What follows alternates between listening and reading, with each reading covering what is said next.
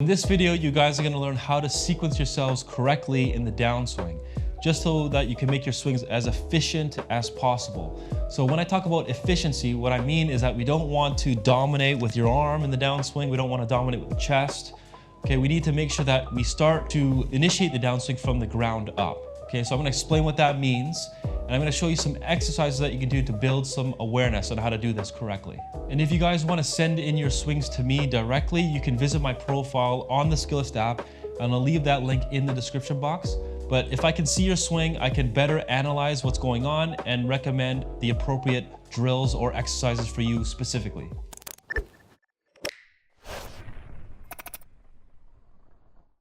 So when it comes to the correct sequencing, I want to make sure that a player can swing the golf club as efficiently as possible with the least amount of effort and still get the appropriate distances that they want.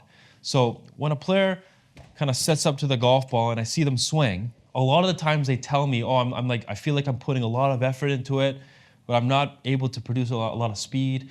I'm not getting enough distance out of it. So I get this kind of comments all the time from my students, and I look at their sequencing on like how they initiate the downswing and what body parts they start off with first. And usually it's kind of a reverse sequence. When I say reverse sequence, they kind of start from the arms, then the chest, then the lower body last, okay? But we have to learn to actually initiate things from the ground up.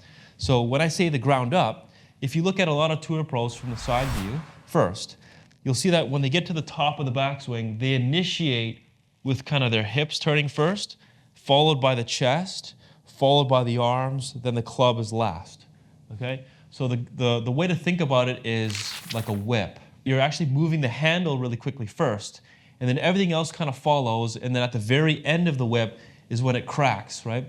So that's basically what you're trying to do with the club head, right? Your body is acting like the handle, and the end of the whip is the club head itself. So if you initiate things from the top, okay, and then you kind of get the lower body to kind of end last, you're not getting the top speed of the club head at the golf ball at the right time. Whereas if you were to start from the ground, okay, and then everything else above kind of follows after that, then you'll be able to crack the whip and get the maximum amount of speed right as you're hitting it. If I were to show you from the front view, when you take it back and when you start, everything happens like a weight shift, followed immediately by a turn in the lower body. Okay, you can kind of see how my chest is kind of still over here, my belt is kind of pointing over this way. Okay, so you're gonna have to create some separation in your golf swing. So that means that your hip and your chest can't be turning at the same time. We have to learn how to kind of get that hip to kind of turn more than the chest.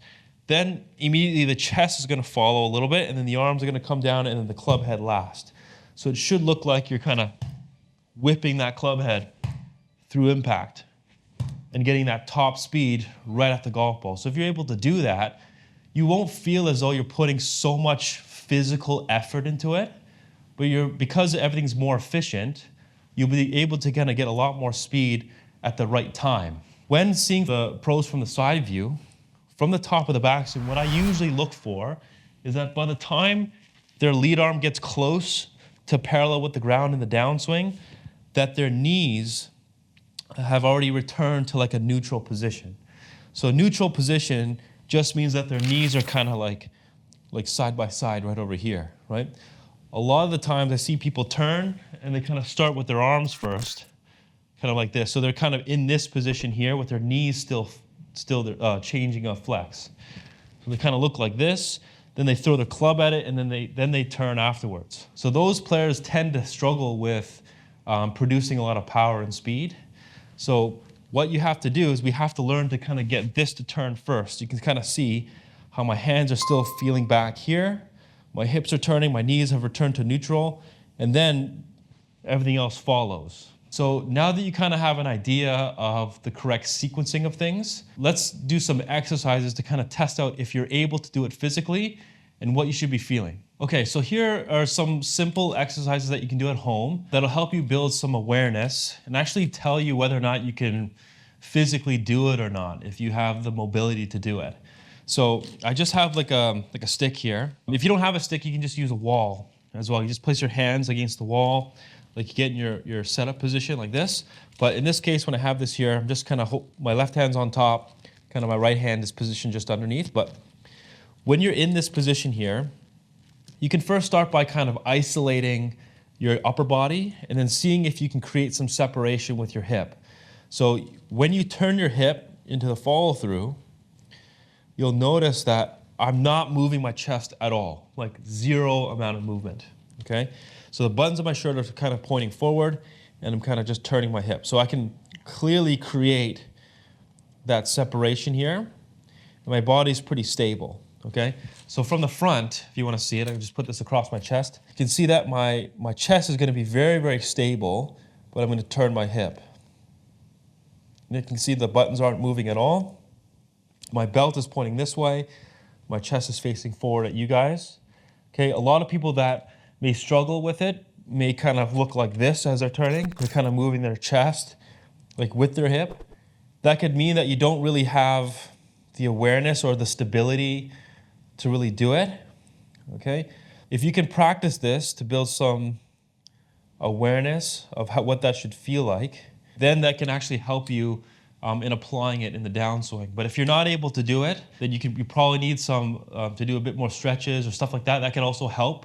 But if you're physically not able to do it at all, okay, then that probably is a telling sign as to why your sequencing is off. It can affect your ability to do the downswing correctly. Okay. The other exercise is to just isolate the hip and see if you can actually turn your shoulders back and forth without moving your hips at all.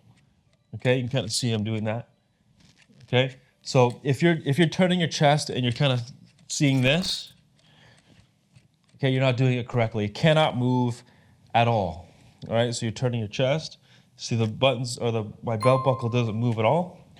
That means I can, separate upper body from the lower body and do the reverse. So after doing that exercise for a little while and just building some awareness, okay, we can try to incorporate that into our backswing and the downswing. So you can kind of see I'm creating that separation in my lower body from the chest. Yeah, you can see that my arms and everything are coming like just after my hip and my chest. That's what you want to feel like. You shouldn't feel like you're putting any really strain or pressure into your wrist coming down. It should feel as though like everything's just kind of falling and kind of following your lower body and everything else. Okay, so from the front view, when I'm doing this, you kind of see how I'm getting the lower body to initiate and everything else above it kind of follows afterwards. So now the common mistake that I'm seeing when people try to start initiating their lower body first is kind of with their knees or like they don't know how to get their weight to stay on their left side at the same time. It'll feel kind of strained. So when turning yourself, your lower body, your weight still has to be on the left side. But again, you have to pay attention to where your lead leg is, right? So when you turn, you're still kind of turning around your lead leg. You see how my lead leg is straight up and down? We don't want to turn it so that the lead leg is kind of behind the ankle. We don't want to slide and kind of try and turn. If you slide kind of beyond your ankle, it'll be really difficult to turn physically, okay? So when you turn, you're still kind of turning around and posting around that lead leg, okay? And the other thing that you should be feeling is if you're doing this for the first time, your arms and clubs should feel really delayed. So if you're someone that was dominating upper body, like this, and now you're trying to do like the reverse sequence, you're gonna have to feel like everything goes and then your arms and club are like really a lot more behind your hip and everything, right? So you can tell the difference when I dominate with my arm and my chest, right? It's almost like everything, my upper body goes first, but then you're gonna have to feel like if your hips go first, that your arms and everything are very delayed and the club head just kind of drops right at the ball, okay? I hope this explanation is helpful. Try those exercises out. Let me know what you guys think in the comment section below.